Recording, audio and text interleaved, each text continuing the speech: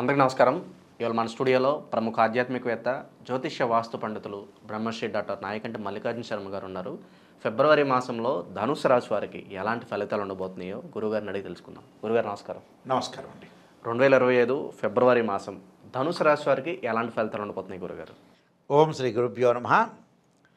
ధనుస్సు రాశి వాళ్ళ యొక్క ఫలితాలు చెప్పుకునే ముందు ముఖ్యంగా గ్రహస్థితి అనేది ఏ విధంగా ఉండబోతుంది అంటే ఫిబ్రవరి మాసంలో గ్రహాలు ఏ రాశుల్లో సంచరించబోతున్నాయి మనం చూస్తే వృషభంలో గురువు, మిథున కర్కాటకంలో కుజుడు, కన్యలో కేతువు, రవి బుధులు మకరంలోను, ఆ తర్వాత ద్వితీయార్థంలో కుంభంలోను, శని కుంభరాశిలోను, మీనంలో శుక్ర రాహుల యొక్క సంచారం అనేది జరుగుతుంది ఇక్కడ.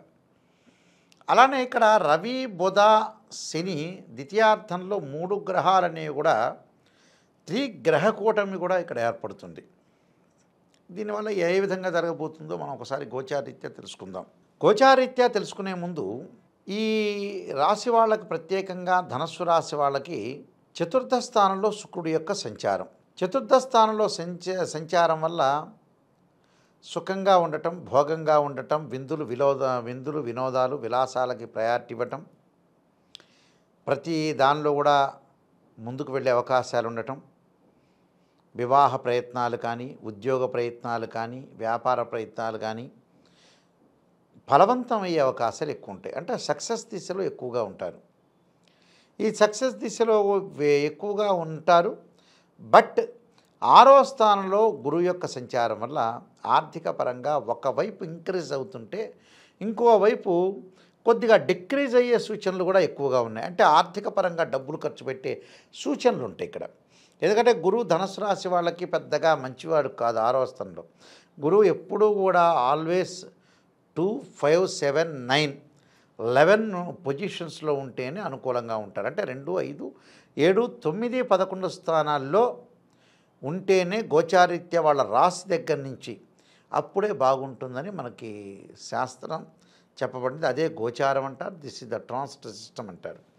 ఈ ట్రాన్సిట్ సిస్టంలో మరి గురువు బాగలేకపోవటం వల్ల ఫైనాన్షియల్ పరంగా కొంత గ్రోత్ అనేది పెరుగుతున్నా కూడా తరుగుదలగా కనపడుతూ ఉంటుంది. ఏదో రకమైన ఖర్చు ముంచుకొచ్చే అవకాశం ఉంటుంది. చాలామంది కూడా అంటుంటారు, నాకు డబ్బులు ఎలా పోతున్నాయని. డబ్బులు ఎలా పోయేది లేదు పాడలేదు, కానీ వాడు ఖర్చు పెడితే పోతాయి నిజం చెప్పాలంటే అని వాళ్ళకి ఏదో మైండ్లో అలా ఉంటుంది. డబ్బులు ఎలా గురువుగారండి ఎలా పోతున్నాయంటే మనం ఖర్చు పెడితే పోతాయి, లేకపోతే ఇంట్లోంచి నడిచి వెళ్తాయి ఆ డబ్బులు.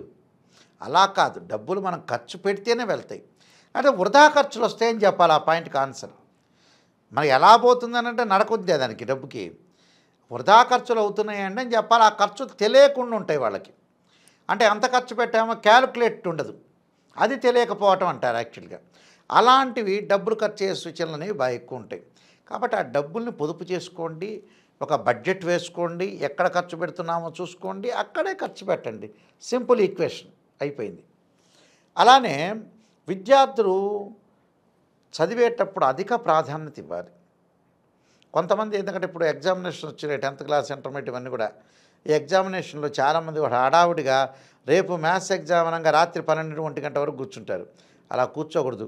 ఎగ్జామ్ హాల్లో నిద్రపోతారు వాళ్ళు. ముందుగానే ప్రిపరేషన్ కావాలి. ఏ సబ్జెక్టులో అయినా ముందుగానే ప్రిపరేషన్ కావాలి. వేరే వ్యాపకాలను తగ్గించుకోవాలి కంప్లీట్. ఈ 3 నెలలు నాకు చదివే జీవితం, చదివే లైఫ్, ఎడ్యుకేషన్ లైఫ్ చాలా ఇంపార్టెంట్ అనుకొని ముందుకెళ్ళాలి. అందువల్ల కొంత వ్యాపకాలు తగ్గించుకొని ముందుకెళ్ళటం అనేది మంచిది. దానితో పాటు సంతానపరంగా ఇబ్బందులు రాకుండా చూసుకోవాలి. మిగతా గ్రహాల యొక్క కలయికను మనం చూసుకుంటే సప్తమ అష్టమాల్లో కుజుడు ఉన్నాడు. ఈ సప్తమ అష్టమాల్లో కుజుడు ఉండటం వల్ల కెమికల్ కంపెనీస్ వాళ్ళకి కానీ, రియల్ ఎస్టేట్ వాళ్ళకి కానీ, కన్స్ట్రక్షన్ వాళ్ళకి కానీ, అలానే మందుల షాప్ వాళ్ళకి కానీ కొంత ఆదాయపరంగా గండి ఉంటుంది. ఎంతవరకు మనం తీసుకోవాలో, ఎంతవరకు వ్యాపారం చేయాలో అంతవరకే వ్యాపారం చేసుకుని ముందుకు వెళ్ళాలి. అనవసరంగా వ్యాపారం అనేది ఎక్కువగా పెంచుకొని ఏమైనా అనవసరంగా అప్పులు చేసుకొని వాళ్ళతోటి మిత్రుల్ని కాస్త శత్రువులుగా మార్చుకుంటారు. అంటే మంచివాళ్ళు ఎవరో మనకు డబ్బులు ఇస్తారు కదా, ఆ డబ్బులు ఇచ్చిన తర్వాత వాళ్ళు డబ్బులు ఇవ్వండి అంటే వీడు స్విచ్ ఆఫ్ చేస్తాడు. స్విచ్ ఆఫ్ చేయటం వల్ల కూడా చాలా ఇబ్బందులు కలుగుతాయి. అందువల్ల పోగొట్టుకోవద్దండి. ప్రతి వాళ్ళని మంచిగా గౌరవించుకోండి, డబ్బులు ఇచ్చుకోండి. అనవసరమైన పెట్టుబడులు అనేవి పెట్టుకోకుండా ఉండటం చాలా మంచిది. అనవసరమైన పెట్టుబడులు మనం పెట్టామనుకోండి, ఇబ్బందికరమైన పరిస్థితులు వస్తుంటాయి. ఎందుకంత రిస్క్ చేయాల్సిన పని ఏంది మనిషి? అందువల్ల రిస్క్ చేయొద్దండి, ఎక్కడ అప్పులు చేయొద్దండి. ముఖ్యంగా 6వ స్థానంలో గురువు ఉంటే ధనం అనేది ఏదో రూపం ఖర్చు అవుతుంది. క్రెడిట్ కార్డులు అనొచ్చు, ఇప్పుడు మోడర్న్గా క్రెడిట్ కార్డులు వచ్చినాయి కదా, ఇంకా ఈ ఉంది కదా అని స్వైప్ చేయటం, డబ్బులు ఖర్చు పెట్టడం, వాడేమో చక్రవడ్డీ బారు వడ్డీ అన్నీ వేయటం, అలాంటి విషయాల్లో కూడా కొంత జాగ్రత్తగా ఉండటం అనేది మంచిది. దాంతోపాటు ధనుస్సు రాశి వాళ్ళకి చతుర్థంలో రాహు యొక్క సంచారం, విదేశాలకు వెళ్ళే అవకాశాలు ఉంటాయి. నూతన వాహనాలు కొనుగోలు చేస్తారు. అంటే బండ్లు కానీ వాహనాలు కానీ, ఇక బండి 2 వీలర్ 4 వీలరే ఉంది. ఇప్పుడు సైకిల్ ఎవరు దొక్కుతున్నారు? ఎవరు దొక్కట్లేదు కదా. ఆ రెండే కదా కొనేది.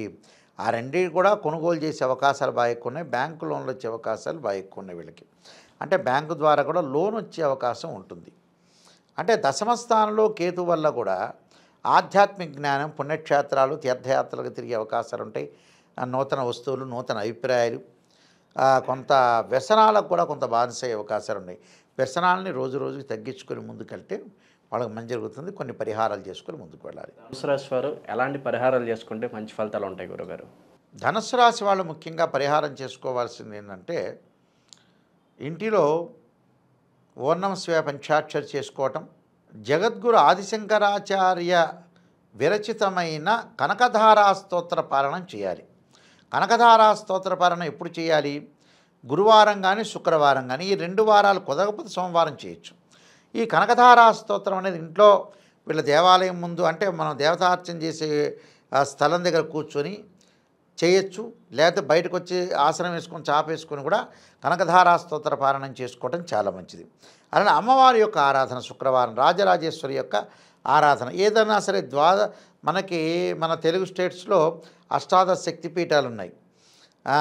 శ్రీశైలంలో భ్రామరీ పీఠం ఉంది, భ్రమరాంబిక, ఆ పీఠం కానీ, ఇక్కడ మహబూబ్నగర్ జిల్లాలో అలంపూర్ జోగులాంబ కానీ, గోదావరి జిల్లాలో పిఠాపురం పురోహితిక అమ్మవారు కానీ.